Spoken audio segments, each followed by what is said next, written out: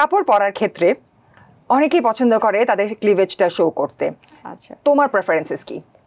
এখন ক্লিভেজটা যদি দেখতে অড না লাগে তাহলে ডেফিনেটলি সে সেটা করতে পারে। Define what is odd.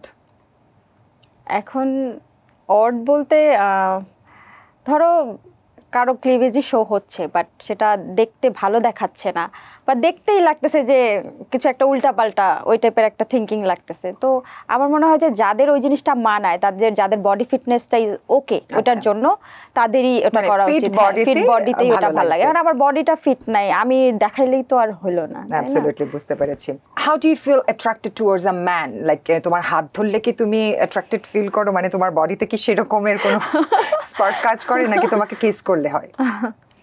না, আমার কাছে অলওয়েজ হ্যান্ড টাচটাই ভালো লাগে। বিকজ কেউ যদি অনেক যত্নে, ওই যে বললাম কেয়ারিং টাইপের পার্সনরা যদি আমার হাত ধরে, আমি কিন্তু ফিল করতে পারি যে হ্যাঁ সে চাচ্ছে যে আমাকে টেক কেয়ার করার জন্য। মানে হাত ধরলে তোমার বডিতে শিহরণ চলে আসে।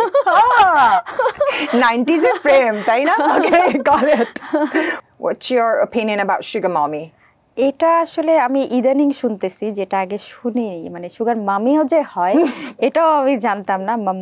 মামিদের কি দরকার, আমি না সেটাই অ্যানসার। ড্যাডিদের যে কারণে দরকার, মামিদের তো সেই কারণেই দরকার হবে। সি ডা অবভিয়াস, রাইট? অবভিয়াসলি, বাট মেয়েদের বিষয়টা একটু ডিফারেন্ট লাগে আমার কাছে। যে ঠিক আছে, একটা ছেলে মানুষ বাইরে যায়, অনেক রকমের পরিবেশে যায়, হয়তো বা এরকম লাগে, কিন্তু একটা মেয়ে আমি জানি না কিভাবে তারা কি করে বা কিভাবে কি হয়, আমার একদমই আইডিয়া নেই।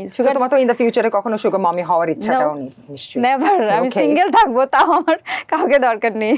তোমার বয়ফ্রেন্ডের সাথে অপ্রীতিকর অবস্থায় তুমি আরেকজনকে দেখেছো, অন্য আরেকটা মেয়েকে, ওই মুহূর্তে তুমি কি করবে?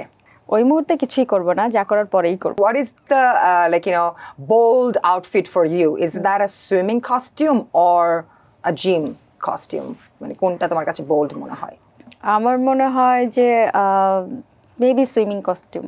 সুইমিং কস্টিউমটা ডেফিনেটলি। জিমের যে ড্রেসগুলো থাকে ওগুলো অনেক ফিটিং টাইপের, যে ড্রেসগুলো থাকে ওগুলো একটা রিজন আছে, হ্যাঁ, যেন ওইটা স্টিচি হয় বা ওয়ার্কআউট করতে ইজি হয়। ওই টাইপের কিছু ড্রেস থাকে যেটাতে বডি মেজারমেন্টটা খুব শার্পভাবে বোঝা যায়, রাইট? বডির সাথে লেগে থাকে। এর জন্য অনেকের কাছে মনে হয় যে ওইটা অনেক বোল্ড, বাট আমার মনে হয় না যে ওইটা bold. Boyfriend and marriage material man, দুজনকে কিভাবে ডিফাইন করো? যে বয়ফ্রেন্ড হতে পারবে সে ডেফিনেটলি আমার পার্টনারই হতে পারবে, মানে ম্যারেজ ম্যানই হতে পারবে।